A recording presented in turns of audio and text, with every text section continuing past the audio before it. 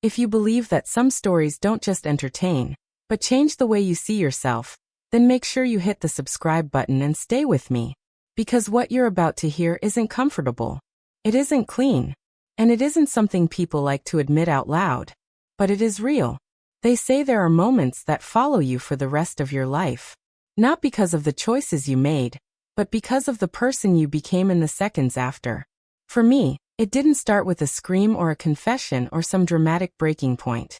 It started quietly, on a rainy Saturday afternoon that felt wrong before anything ever went wrong. The sky was dull, washed out gray, like it couldn't decide whether to open up or stay heavy and silent. Rain slid down the kitchen window in slow, uneven lines, and I stood there watching it longer than I should have, my arms wrapped around myself, pretending I was just cold. But I wasn't cold. I was empty. That day, James had already left. Another business trip. Another rushed goodbye that barely counted as one. No lingering kiss. No soft smile. Just a distracted take care, and the sharp click of the front door closing behind him. I watched his car disappear down the street, and a question rose in my chest that I'd been avoiding for months. When did we stop seeing each other? Not arguing. Not fighting. Just fading. The kids were gone for the weekend, staying with their grandmother. Normally, I loved the quiet when they were away. It gave me space to breathe. But that day the silence felt different. It wasn't peaceful. It was loud. The kind of silence that presses against your chest and makes your thoughts echo too clearly. The kind that reminds you you're alone. Even in a house that's supposed to be full of love.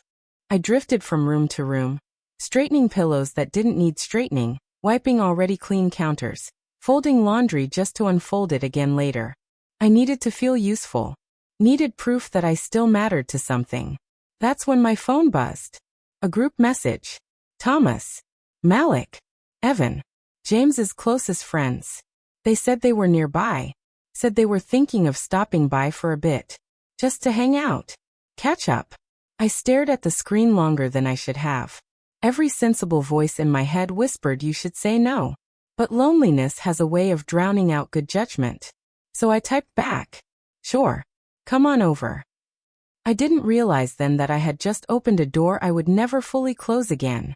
I told myself it was harmless. They were friends. People I'd known for years. Men I'd cooked for, laughed with, trusted. But the moment they walked through the door, something shifted. The air felt heavier. Warmer.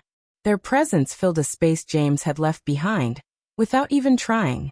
Thomas smiled at me softly, the kind of smile that lingers just a second longer than necessary. Like he saw something in me I'd forgotten was still there. Malik was loud as always, cracking jokes, filling the room with energy, but there was an edge to his attention this time. A sharpness. A focus. And Evan. Evan hugged me. Not briefly. Not politely. He held me like he remembered how it felt to hold someone who mattered. I laughed it off. Told myself I was imagining things. Told myself loneliness was playing tricks on my mind. But deep down I knew. Something had already begun. I was vulnerable. I was starved for affection. And I was standing in a quiet house with 3 men who suddenly made me feel seen.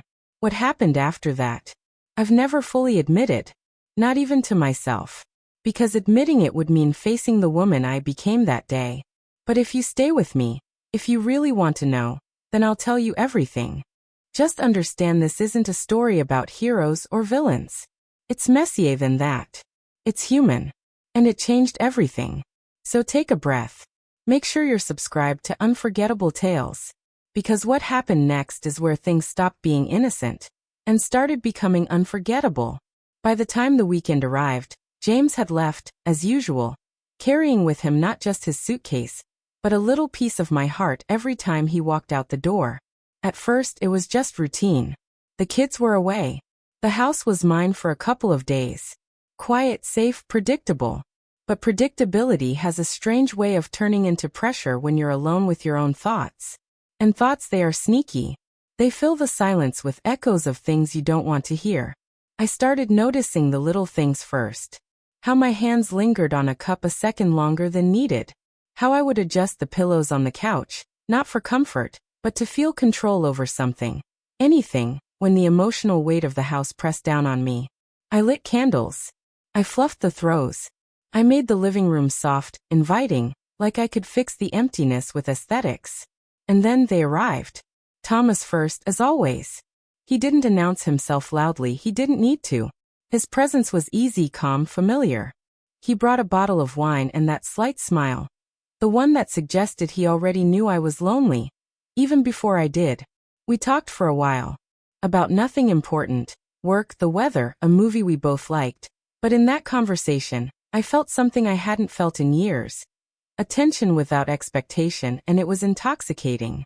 Malik came next. Loud, energetic, full of life. He brought comic books for the kids, candy, a tiny drone one time. The house buzzed differently when he was there. I laughed more freely. I joked, teased, even mocked myself a little. And he never judged. But I noticed something subtle, something in the corner of his eyes, the way he watched me when he thought I wasn't looking. A look that lingered. A heat that wasn't entirely friendly. And then there was Evan. Quiet. Unassuming. He didn't need to fill the space with words because he had this way of making you lean in just to feel it closer. He noticed things.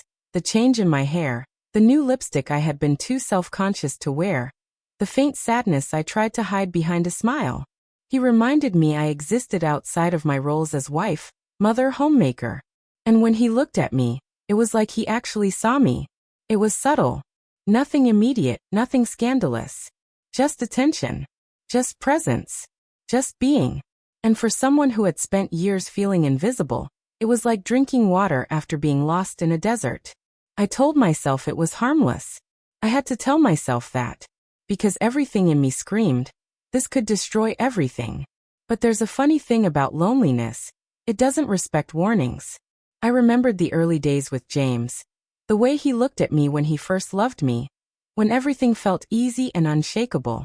I wanted that back, not just for me, but because I wanted someone to remember me. Not the wife, not the mother, not the hostess, but me. And suddenly, there were 3 men who were doing exactly that, without trying, without knowing the chaos they were stirring. The first evening we played cards. Well, they played cards, and I mostly watched, laughing at their ridiculous competitiveness, making snacks, keeping the room light. There was music in the background, a gentle rain tapping against the windows, candles flickering shadows across the walls. And just for a moment, I allowed myself to breathe. I laughed more than I had in months. And then the smallest shift happened. Thomas reached across the table to hand me a card, his fingers brushing mine. My heart jumped, not wildly, not with desire, but with recognition of touch. A recognition that I had been starved for it. Malik leaned closer when I leaned over the table, our knees brushing under the table. And I felt a thrill that I shouldn't have. Evan, quiet as ever, caught me staring at him once, just once, and didn't look away. He just held my gaze, calm, unblinking. And in that second, I felt seen in a way that James hadn't looked at me in years. And still I told myself, harmless, innocent, just attention, just companionship. But by the second day, the boundaries I had set for myself started to blur.